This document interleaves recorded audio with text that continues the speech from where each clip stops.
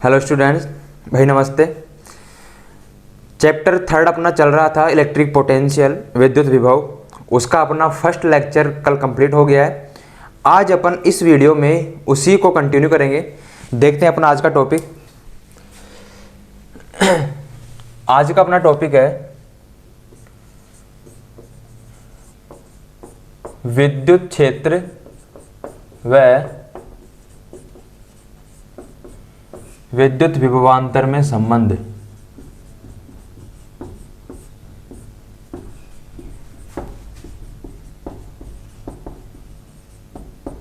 देखिए, अब मैंने यहां पे एक समान विद्युत क्षेत्र ले लिया, ठीक है। ये लीजिए, थोड़ा इधर कर देता हूं।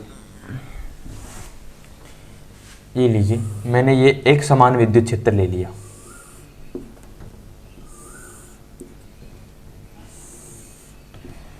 अब इस एक समान जो विद्युत क्षेत्र है, इसमें मैंने दो समविभव पृष्ठ ले लिए, ठीक है। समविभव पृष्ठ 1 और समविभव पृष्ठ B। ऐसे मैंने दो समविभव पृष्ठ ले लिए, ठीक है। ये लीजिए, ये मेरा पृष्ठ A हो गया और ये मेरा पृष्ठ B हो गया। और इनके बीच की जो अल्प दूरी है वो मैंने ले ली dx, ठीक है। बीच की जो अल्प दूरी है वो मैंने dx ले ली। और ये क्या है, एक समान विद्युत क्षेत्र में उपस्थित है ये दोनों पृष्ठ, समविभव पृष्ठ, ठीक है। जो पृष्ठ A है, इस पर विभव का मान जो है V प्लस dV है और इस पे विभव जो है V है, ठीक है बच्चों। हमने क्या बताया कि एक समान विद्युत क्षेत्र के भीतर मैंने दो पृष्ठ लिए हैं, पृष्ठ A और पृष्ठ B, समविभव पृष्ठ हैं। और समविभव पृष्ठ जो A है, इस पे विभव का मान है V प्लस dV और जो B है उस पे मान है V। और इन दोनों पृष्ठों के बीच की अल्प दूरी है मेरी dx, ठीक है। अब यहां देखिए आप, और एक चीज और यहां पे देख लीजिए आप, ये जो बिंदु B है, यहां पे एक परीक्षण आवेश है Q0, ठीक है। अब देखिए, अब ये परीक्षण आवेश विद्युत क्षेत्र के भीतर उपस्थित है, तो मैं आपसे ये बोलूं कि विद्युत क्षेत्र के भीतर उपस्थित, विद्युत क्षेत्र के भीतर उपस्थित परीक्षण आवेश पर बल, बताइए परीक्षण आवेश पर बल क्या होगा, आप बता सकते हैं। F इक्वस टू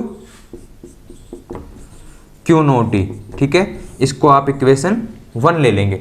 अब ध्यान से देखिए, इस परीक्षण आवेश को जो कि बिंदु B पे उपस्थित है, इस परीक्षण आवेश को बिंदु B से बिंदु A तक लाया जाता है। तो परीक्षण आवेश को बिंदु B से बिंदु A तक लाने में किया गया कार्य कितना होगा, ठीक है। देखिए, परीक्षण आवेश को बिंदु B से A तक लाने में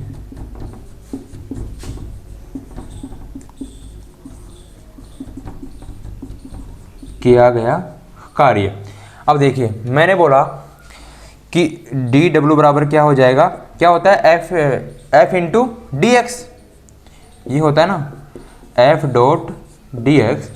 भाई बल गुणा विस्थापन, बल F है और विस्थापन कितना है, dx है, इंटू कोस थीटा।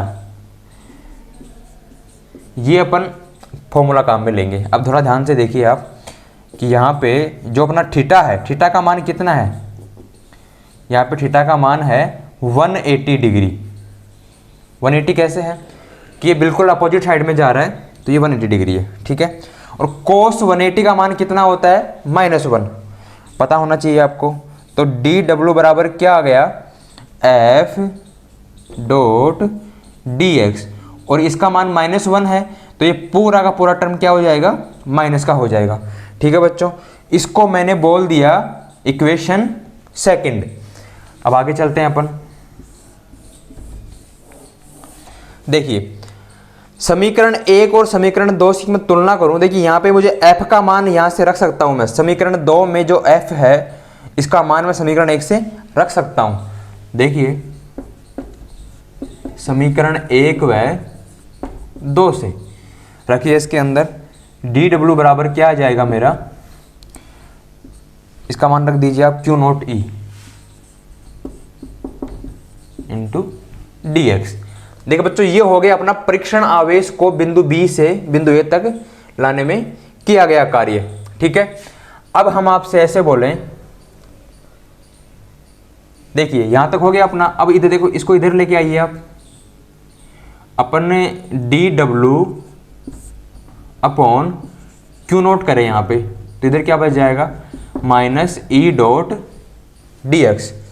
ठीक है, अब यहां से देखिए आप, थोड़ा आपको समझ में आ रहा होगा। देखिए मैंने क्या बताया था, विभवांतर की डेफिनेशन क्या बताई थी कि विद्युत क्षेत्र के भीतर किसी बिंदु से परीक्षण आवेश को अन्य बिंदु पर लाने में किया गया कार्य और उस परीक्षण आवेश के अनुपात को इन दोनों बिंदुओं के मध्य विद्युत विभवांतर कहते हैं। तो यहाँ पे देखिए, यहाँ पे विद्युत क्षेत्र के भीतर है दोनों बिंदु। ठीक है, तो इस बिंदु से इस बिंदु पे परीक्षण आवेश को लाने में किया गया कार्य कितना है, dw है, और उसको उसका अनुपात जो कितना है Q नॉट है। ये क्या हो जाएगा, इन दोनों बिंदुओं के बीच का विद्युत विभवांतर हो जाएगा। ठीक है, तो विद्युत विभवांतर की परिभाषा से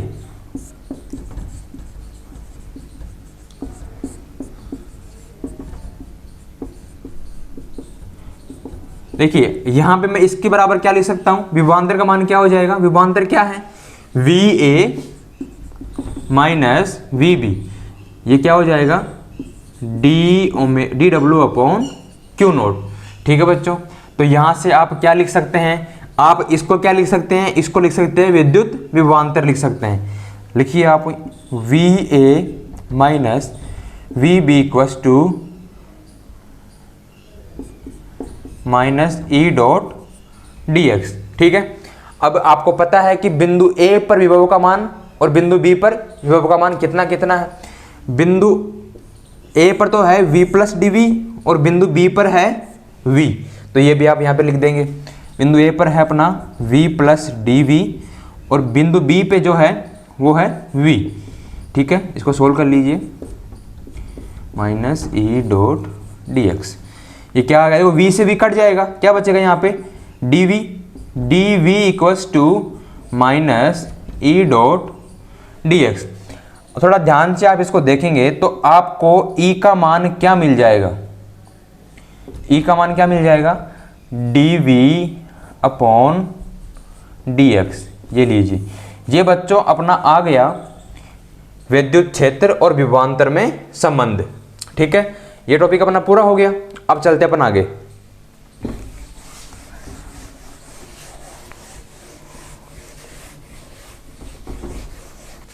अपना अगला टॉपिक है विद्युत स्थितिज ऊर्जा। देखिए बच्चों, विद्युत स्थितिज ऊर्जा क्या होती है, तो मैं आपसे ऐसे बोलूं कि विद्युत स्थितिज ऊर्जा उस किए गए कार्य के बराबर होती है जो किसी निकाय के आवेशों को अनंत से एक दूसरे के समीप लाकर निकाय की रचना करने में काम में लिया जाता है। ठीक है, अब देखिए आगे, मान लीजिए मेरे पास दो केस हैं। ठीक है, पहला केस मेरे पास ये है कि ये वाला पॉजिटिव चार्ज है और ये वाला नेगेटिव चार्ज है। तो देखिए, अब जब मैं इन दोनों को मान लीजिए एक दूसरे के पास लेके आ रहा हूं, ठीक है, इन दोनों को एक दूसरे के पास लेके आ रहा हूं, तो मेरे द्वारा जो किया गया कार्य है यह बहुत ही कम होगा। ठीक है, जो बल लगेगा बहुत ही कम लगेगा ही नहीं, मतलब दोनों आपस में पहले से ही ये आकर्षित कर रहे हैं, भैया पहले से इनमें आकर्षण है और मैं फिर भी इनको पास लेके आना चाह रहा हूं, तो मेरा जो किया गया कार्य है वो कम होगा। मतलब यहां पे स्थितिज ऊर्जा घटेगी। समझिए, यहां पे स्थितिज ऊर्जा क्या होगी, घटेगी। अब जब मैं आपसे ऐसे बोलूं कि मैं इन दोनों को एक दूसरे से दूर कर रहा हूं, ठीक है, दूसरे केस में इनको एक दूसरे से मैं दूर कर रहा हूं, ठीक है, तो यहां पे क्या होगा, यहां पे स्थितिज ऊर्जा जो है बढ़ेगी। इसकी क्यों बढ़ेगी, कि मैं इन आवेशों के आकर्षण बल के विरुद्ध काम कर रहा हूं। क्या कर रहा हूं? इन आवेशों के बीच में लगने वाले आकर्षण बल के विरुद्ध काम कर रहा हूं, जिससे इस निकाय की स्थितिज ऊर्जा बढ़ जाएगी। सेम ऐसे ही मैं दूसरे पॉइंट की बात करूं तो मान लीजिए मेरे पास दो आवेश हैं और दोनों का नेचर सेम है, ठीक है। मान लो दोनों पॉजिटिव है या दोनों नेगेटिव हैं। अब जब मैं इन दोनों को एक दूसरे के पास लेके आ रहा हूं, इन दोनों को एक दूसरे के पास लेके आ रहा हूं, तो मैं इनके बीच लगने वाले प्रतिकर्षण बल के विरुद्ध काम कर रहा हूं। ध्यान से देखिए, इनके बीच में बल कौन सा लग रहा है? इस टाइम पे बल लग रहा है प्रतिकर्षण बल, और मैं इन दोनों को पास लेके आ रहा हूं। तो इन दोनों को पास लाने में मैं क्या कर रहा हूं? इन दोनों के बीच लगने वाले प्रतिकर्षण बल के विरुद्ध काम कर रहा हूं। तो होगा क्या कि यहां पे स्थितिज ऊर्जा बढ़ जाएगी। भाई प्रतिकर्षण बल के विरुद्ध या आकर्षण बल के विरुद्ध जितना अधिक काम करोगे स्थितिज ऊर्जा बढ़ती जाएगी, ठीक है। अब एक ऐसे करूं मैं कि ये दोनों मान लीजिए सेम नेचर के आवेश हैं और इनको मैं एक दूसरे से दूर लेके जा रहा हूं, ठीक है। इनको मैं एक दूसरे से दूर लेके जा रहा हूं, तो इनमें तो पहले से ही प्रतिकर्षण बल था। भैया प्रतिकर्षण बल तो इनमें पहले से ही था, और अब मैं इनको दूर भी लेके जा रहा हूं, तो मुझे बिल्कुल कम काम करना पड़ रहा है। तो इस स्थिति में स्थितिज ऊर्जा क्या होगी? वो घटेगी, ठीक है। अब अपन चलते हैं, ये लीजिए। अब देखिए, अब अपन पढ़ेंगे दो आवेशों के निकाय की वैद्युत स्थितिज ऊर्जा।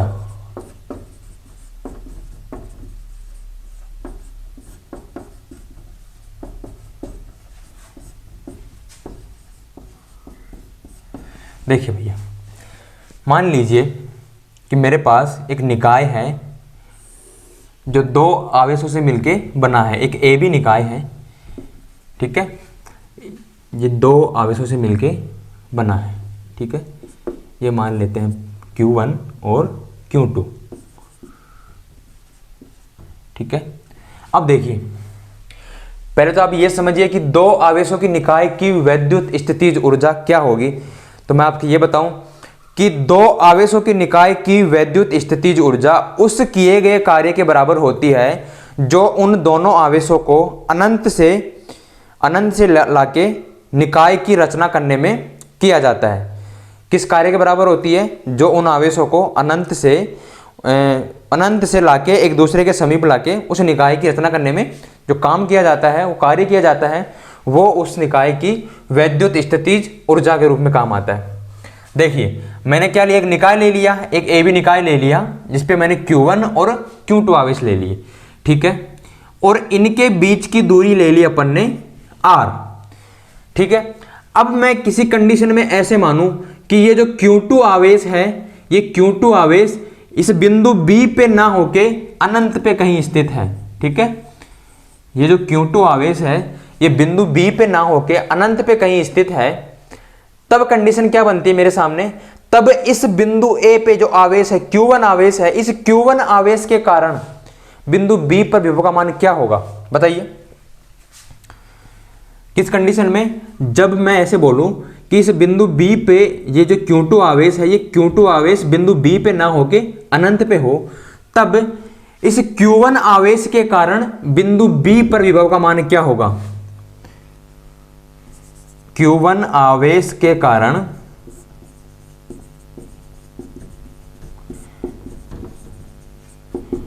बिंदु B पर विभव, बिंदु B पर विभव क्या होगा बताइए? V1 क्या हो जाएगा मेरा? 1/4πε0 Q1/R, ठीक है।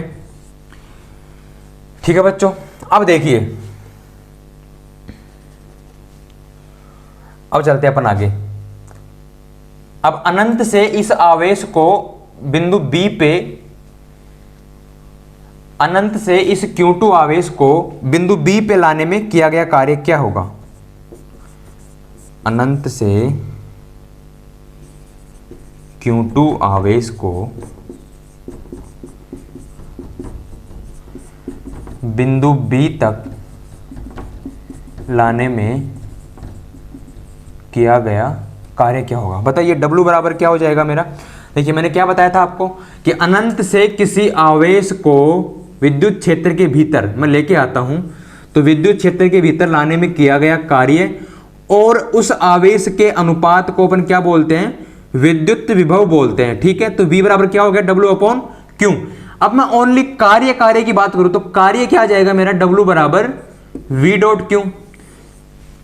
समझ में आ रहा है कुछ आपके? तो यहां पे मैं क्या लिख सकता हूं, किया गया कार्य W क्या होगा, W बराबर बोलिए V1 इंटू Q2। यहां पे जो अपना आवेश है ये क्या है, Q2 है।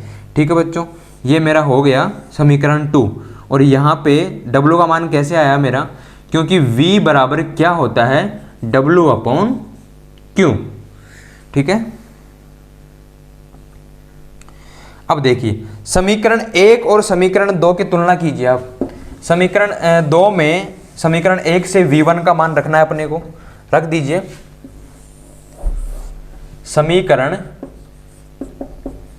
1 व 2 से रखिए, इसके अंदर W =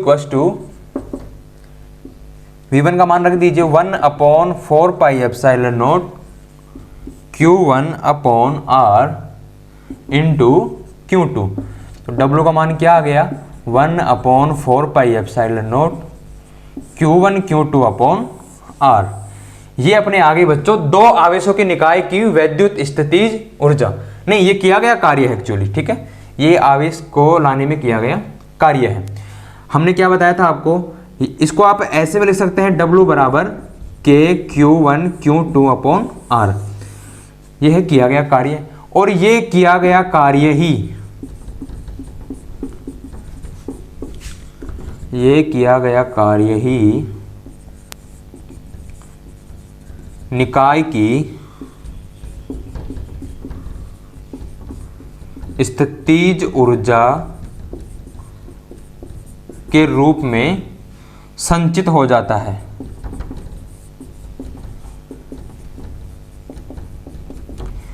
तो बताइए स्थितिज ऊर्जा क्या आ जाएगी मेरे सामने, W किसके बराबर हो गया, के बराबर हो गया, स्थितिज ऊर्जा के बराबर हो गया। ये अपने आ गए दो आवेशों के निकाय की वैद्युत स्थितिज ऊर्जा।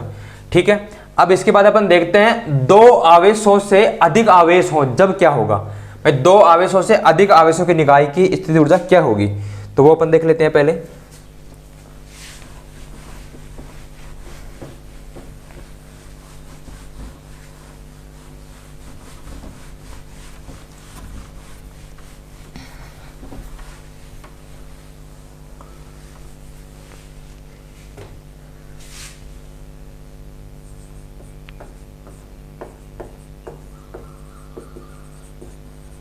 दो से अधिक आवेशों के निकाय की वैद्युत स्थितिज ऊर्जा। ठीक है, अब देखिए मैंने तीन आवेशों का निकाय ले लिया। पहला जो मेरा पिछले में जो मेरा निकाय था वो दो आवेशों का था, अब की बार मैंने तीन आवेशों का निकाय ले लिया। ये लीजिए यहां पे Q1 Q2 Q3। ठीक है, अब इनके बीच की दूरियां क्या हो जाएगी, इसके बीच की दूरी हो गई अपनी R12, ये दूरी हो गई R23, और ये दूरी हो जाएगी अपनी R31। देखिए सबसे पहला काम क्या करूंगा, अब ये निकाय मैंने आपके सामने बना तो दिया है, निकाय अपन ऐसे नहीं बनाएंगे, अपन क्या करेंगे, सबसे पहले मैं एक अनंत से एक Q1 आवेश को लेके आऊंगा किसी बिंदु पे। ठीक है, इस बिंदु A पे ले आऊंगा मैं, ABC, मेरे पास ABC करके। ठीक है, ये निकाय है। अब यहां पे देखो मुझे निकाय का निर्माण करना है, मैं यहां से अनंत से एक Q1 आवेश लेके आऊंगा इस बिंदु पे। ठीक है, फिर इस Q1 फिर अनंत से सेम प्रोसेस, मैं अनंत से Q2 आवेश लेके आऊंगा बिंदु B पे, फिर Q3 लेके आऊंगा, फिर ऐसे अपन चलता रहेगा अपना। ये अपना V1 आ जाएगा। V1 कब आ जाएगा, जब ये मतलब यहाँ पे आवेश Q1 मौजूद होगा और यहाँ पे अनंत से जब ये आ रहा होगा, तब इस बिंदु पे विभव के मान की अपने जरूरत पड़ेगी, तो वो आ जाएगा अपना इस आवेश के कारण इस बिंदु पर विभव। सेम प्रोसेस चलता रहेगा अपना। समझते हैं अपन इस चीज को। देखिए Q1 आवेश को अनंत से बिंदु A तक लाने में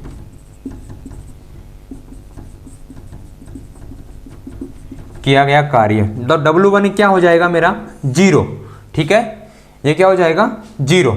अब मैं बोलूं कि Q2 आवेश को, तो इससे पहले आप ये देख लीजिए कि यहां पे ठीक है मैंने आवेश अपना आ गया, तो इस आवेश के कारण Q1 आवेश के कारण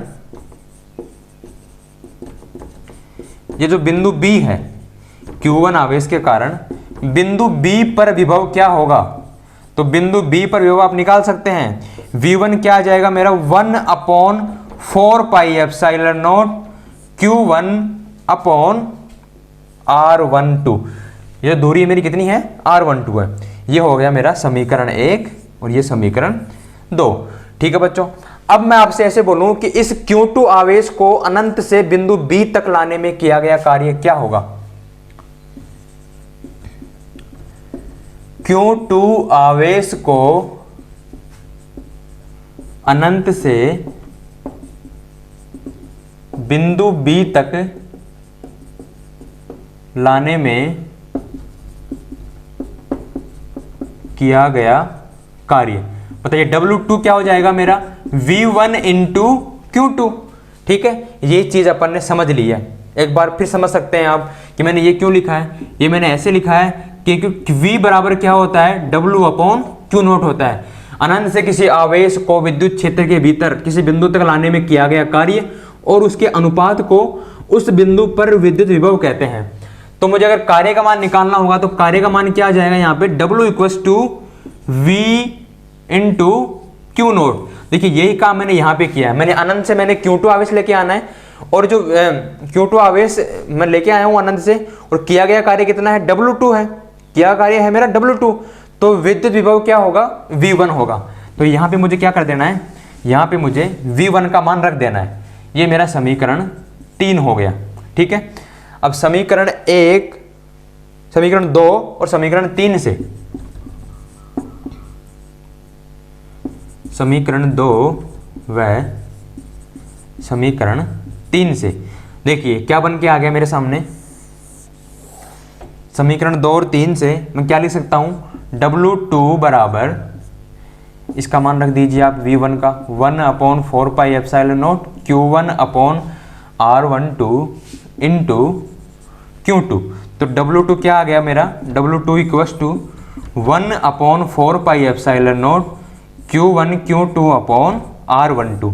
ये अपना हो गया समीकरण 4, ठीक है बच्चों। अब देखते हैं अपन, अपना देखो इस बिंदु के इस दोनों कार्य आ गया, अब ये बचा है अपना, ठीक है। अब अनंत से मुझे Q3 आवेश को भी लेके आना है, करो। अनंत से Q3 आवेश को बिंदु C तक लाने में किया गया कार्य। थोड़ा ध्यान से देखेंगे आप, जब मैंने निकाय की रचना करना शुरू करी थी तब मेरे पास ओनली ये बिंदुवत आवेश था Q1, ठीक है।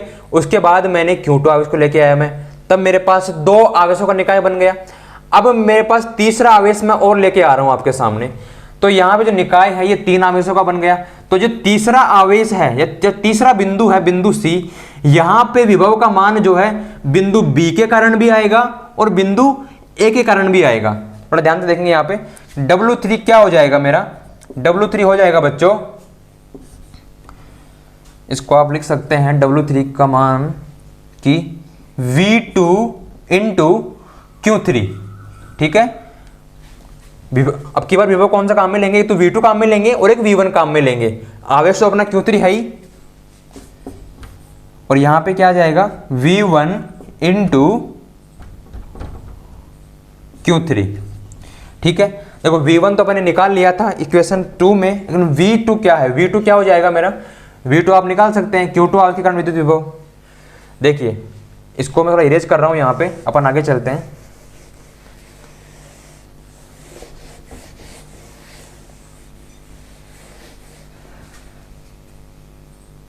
W3 का मान कितना आ गया, देखो V2 का मान आप रख सकते हैं, V2 का मान क्या आ जाएगा 1/4πε0 Q2 अपॉन, दूरी कौन सी आएगी अब की बार V2 आवेश वाली कौन सी आएगी R23, ठीक है। या फिर इससे पहले आप इसको ऐसे कर लीजिए कि इसको आप समीकरण 5 मान लीजिए, ठीक है, और यहाँ पे कर लीजिए आप कि ये Q2 आवेश है, मुझे विभव का मान ज्ञात करना है, ठीक है।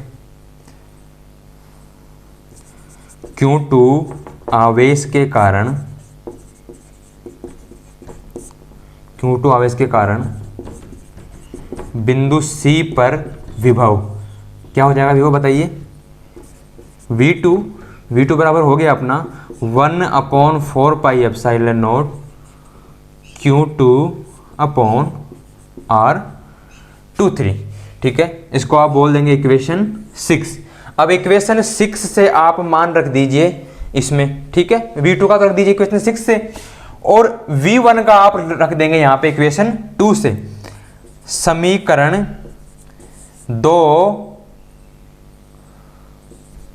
व 6 से मान समीकरण 5 में रखने पर, समीकरण 2 व 6 से मान समीकरण 5 में रखने पर रख दीजिए, तो आपके पास W3 क्या आ गया बच्चों, W3 आपके पास आ जाएगा, देखो 1/4πε0 Q2 upon R12 into Q3, तो ये Q3 हो गया, प्लस आगे देखिए V1 का मान कितना है 1/4πε0 Q1 अपॉन R12, और ये भी क्या है यहाँ पे Q3, ठीक है। इसको आप बोल देंगे इक्वेशन 7। अब देखिए अपना देखो कार्य क्या आ गया, कुल कार्य क्या हो जाएगा W1 plus W2 plus W3। W1 तो अपना 0 था, और W2 अपना ये रहा, और W3 कहाँ आ जाएगा अपना, W2 ये रहा, W3 ये रहा, ठीक है। अब हम आपसे बोल रहे हैं कि कुल कार्य, तो कुल कार्य आपका आ जाएगा, कुल कार्य W बराबर क्या आ जाएगा W1 plus W2 plus W3। देखो W1 का मान आपका क्या था 0 था, W2 का मान क्या है आपका 1/4πε0 Q1 Q2 अपॉन R12, ठीक है, ये अपना W2 का मान है। और W3 का मान क्या है अपना समीकरण 7, ये भी आप लिख दीजिए 1/4πε0 Q2 Q3 upon R23 plus 1/4πε0 Q1 Q3 upon R13, ठीक है, ये R13 है बच्चों, ठीक है, R13। देखिए अब इस मान को आप जोड़ देंगे, जोड़ दीजिए, जोड़ने के बाद क्या निकलेगा मेरा W के बराबर क्या आ गया, W बराबर आप देखिए 1/4πε0, इसको आप कॉमन भी ले सकते हैं, यहाँ पे कॉमन लेंगे तो क्या क्या बच जाएगा आपके पास, आपके पास बच जाएगा Q1 Q2 upon R12 Q2 Q3 upon R23 Q1 Q3 upon R13। तो ये अपना क्या आ गया, कुल कार्य आ गया। और हमने क्या बताया था कि किया गया कुल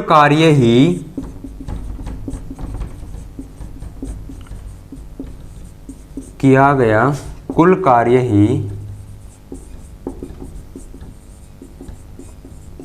वैद्युत स्थितिज ऊर्जा के रूप में संचित हो जाता है। तो अपना एक कार्य किसके बराबर हो जाएगा, स्थितिज ऊर्जा के बराबर हो जाएगा। इसको आप ऐसे लिख सकते हैं 1/4πε0 Q1 Q2 upon R12 Q2 Q3 upon R23 Q1 Q3 upon R13। तो अपनी आ गई 2 से अधिक आवेशों के निकाय के कारण वैद्युत स्थितिज ऊर्जा, ठीक है। अब चलते हैं अपन नेक्स्ट टॉपिक पे। देखिए अपना अगला टॉपिक है आवेशित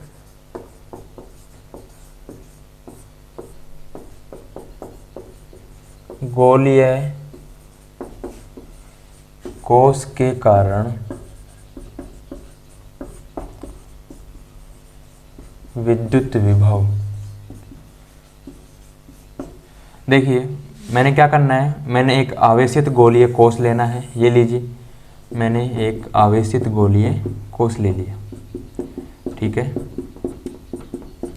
इस गोलीय कोष की त्रिज्या ले ली मैंने कैपिटल आर, ठीक है बच्चों। ये लीजिए, ये मैंने त्रिज्या ले ली कैपिटल आर। अब मुझे इस गोलीय कोष के कारण विद्युत विभव निकालना है विभिन्न बिंदुओं पे। मान लीजिए पृष्ठ के बाहर, पृष्ठ पर और पृष्ठ के अंदर, ठीक है। तो सबसे पहले मैं निकालता हूं सतह के बाहर। सतह के बाहर मैं सबसे पहले निकाल रहा हूं आपके सामने। तो सतह के बाहर स्थिति क्या होगी, मैं केंद्र बिंदु O से स्मॉल r दूरी पे कोई बिंदु P ले लिया मैंने, ठीक है। इस केंद्र बिंदु O से स्मॉल r दूरी पर कोई बिंदु P ले लिया और यहाँ मुझे विद्युत विभव निकालना है इस गोले के कारण, ठीक है। तो देखिए हमने पढ़ा था इसी चैप्टर के फर्स्ट लेक्चर में, अपन ने पढ़ा था कि विद्युत क्षेत्र से विद्युत विभव, वहां से आप विभव की परिभाषा देख सकते हैं, ठीक है। तो विभव कैसे निकालेंगे अपन, फ्रॉम द डेफिनेशन ऑफ विभव, विभव की परिभाषा से। बताइए V क्या हो जाएगा अपना, अनंत से लेके कहाँ तक, R स्थिति तक, जहाँ तक अपने को दिया है R स्थिति तक, E डॉट डी आर, ठीक है। यह फॉर्मूला अपन यहाँ पे काम में लेने वाले हैं। अब आप बताइए कि गोलीय कोष के कारण पृष्ठ के बाहर विद्युत क्षेत्र की स्थिति क्या होती है। मान लीजिए अपन ने पढ़ा था गाउस के नियम के अनुप्रयोगों में कि गोलीय पृष्ठ के बाहर, गोलीय पृष्ठ के ऊपर, गोलीय पृष्ठ के अंदर जो विद्युत क्षेत्र की तीव्रता की स्थिति है वो क्या होगी। तो आपको याद होना चाहिए कि सतह से बाहर गोलीय पृष्ठ की सतह से बाहर विद्युत क्षेत्र क्या होता है। आपको पता होना चाहिए कि के क्यू अपॉन आर स्क्वायर। ए का मान क्या होता है बच्चों, के क्यू अपॉन आर स्क्वायर, ठीक है, आर स्थिति तक। अब देखिए, अब इसको आप समीकरण इसमें रख दीजिए, इसको समीकरण 1 बोल दीजिए, इसको समीकरण 2 बोल दीजिए। तो समीकरण 1 व 2 से रखिए, इसके अंदर विद्युत विभव का मान रख दीजिए माइनस, ये कहाँ से कहाँ तक, इसकी लिमिट्स जो हैं अनंत से r तक हैं, k Q upon r square d r, ठीक है। अब देखो भाई v इक्वस टू क्या हो गया मेरा, मैंने के क्यू को बाहर ले लिया, ओके, के क्यू मेरा बाहर आ गया, लिमिट मैंने फिर से लगा दी जो थी इसके ऊपर, और अंदर क्या बच गया 1 upon r square into d r. ध्यान से आप यहाँ देखिए, अब मुझे इसका समाकलन करना है। समाकलन करने के लिए मैं क्या कर सकता हूँ, इसमें आप चाहो तो इसके अंदर इसको ऐसे भी लिख सकते हो, r की पावर -2 डी आर। ये आपके लिए इजी होगा, क्योंकि मैंने बताया था आपको, कई बार बोल चुका हूँ कि x मान लीजिए 1/x स्क्वायर है, तो आप इसको ऊपर लेके जाओगे तो इसकी पावर क्या हो जाएगी, नेगेटिव हो जाएगी। तो वैसे ही मैंने 1/r स्क्वायर को जो है r की पावर -2 यहाँ पे कर दिया। अब आपको ये भी पता होना चाहिए कि भैया x की पावर n का समाकलन क्या होता है। x की पावर n का समाकलन होता है मेरे बच्चे x की पावर n + 1 अपॉन n + 1, ठीक है। इसको अपन ऐसे ओपन कर सकते हैं। देखिए तो इसको मैं कैसे ओपन करूंगा, यहाँ पे देखिए, देखो तो यहाँ से मैं क्या लिख दूंगा, v इक्वस टू माइनस के क्यू। देखिए इसका मैं समाकलन खोल लेना, समाकलन क्या हो जाएगा इसका, r की पावर -2 + 1 अपॉन -2 + 1, और ये कहाँ से कहाँ तक है, इसकी लिमिट्स अनंत से लेके r तक है, ठीक है। अब देखिए v का मान यहाँ से क्या निकल के आ रहा है -kq, और अंदर क्या बच गया मेरे पास, ब्रैकेट में क्या बच जाएगा, ब्रैकेट में बच गया r की पावर -1, और नीचे क्या बचा, नीचे भी -1, अनंत से लेके r तक। थोड़ा सा इरेज करना पड़ेगा, इधर देखते हैं अपन।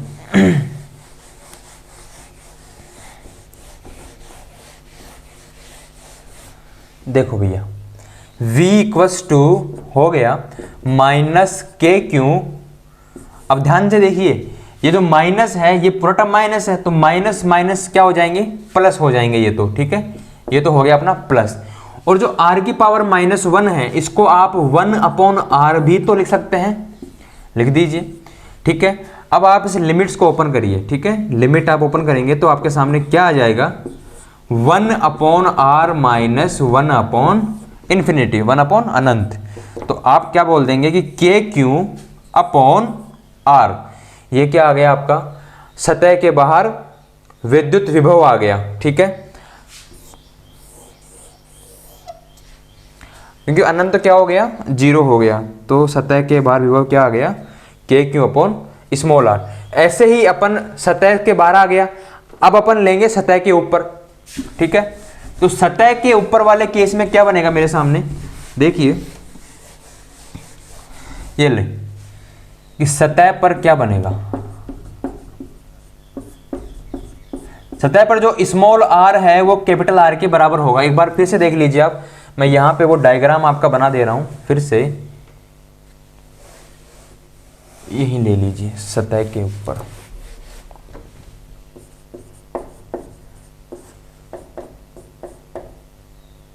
सतह पर दूसरा जो अपना है सतह पर,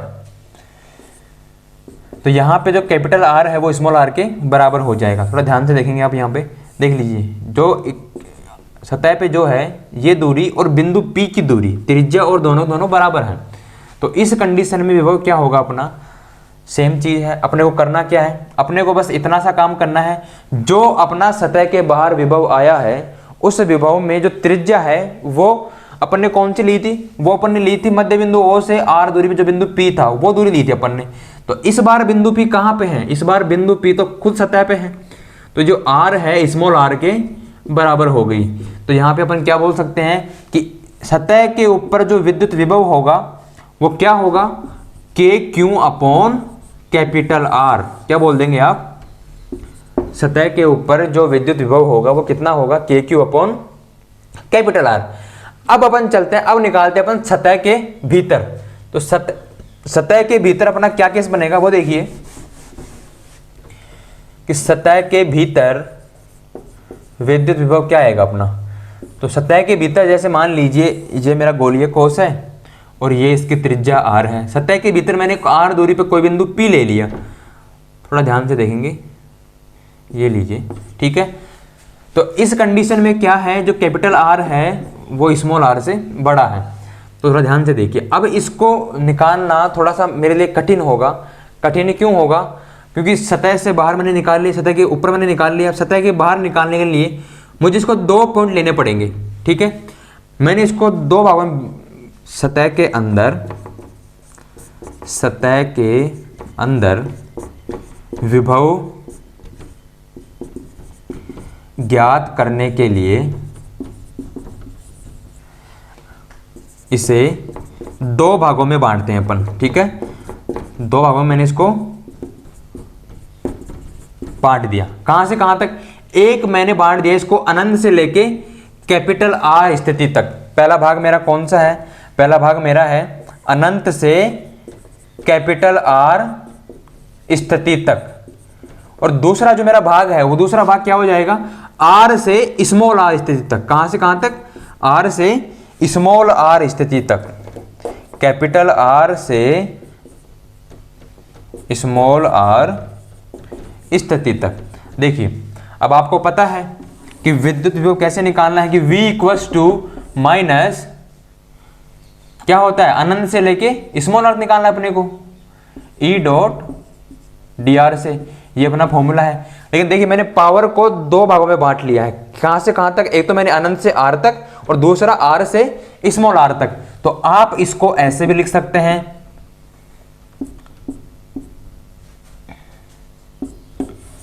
ये लीजिए अनंत से लेके कैपिटल R तक और कैपिटल R से स्मॉल r तक। देखिए अब आप कर सकते हैं, अब यहां पे आप क्या करना है, आपको E का मान रखना है, तो E का मान आप रख दीजिए। E का मान बेसिकली क्या होगा, तो अनंत से लेके आर स्थिति तक, जो अनंत से लेके जो आर वाली पोजीशन है उसके लिए क्या होगा कि उसके लिए वही होगा जो अपना पृष्ठ पे था। पृष्ठ पे कितना था मेरे बच्चे, के क्यू अपॉन कैपिटल आर। आगे क्या है, आगे जो है वो पृष्ठ के अंदर है। आपको पता होना चाहिए कि पृष्ठ के अंदर वैद्युत क्षेत्र शून्य होता है। पृष्ठ के अंदर वैद्युत क्षेत्र शून्य होता है, तो ये पूरा का पूरा अपना जीरो हो गया। ये क्या हो गया, जीरो हो गया। तो V का मान क्या आ जाएगा अपना, माइनस के Q upon capital R. Sorry, जे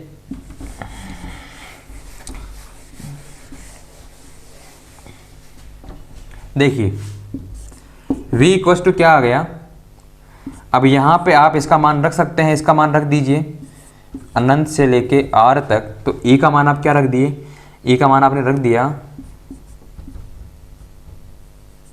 के Q upon r square d r plus ये क्या हो गया अपना, ये तो जीरो हो गया, क्योंकि पृष्ठ के भीतर जो विद्युत क्षेत्र है वो शून्य होता है। चालक के पृष्ठ के भीतर विद्युत क्षेत्र शून्य होता है।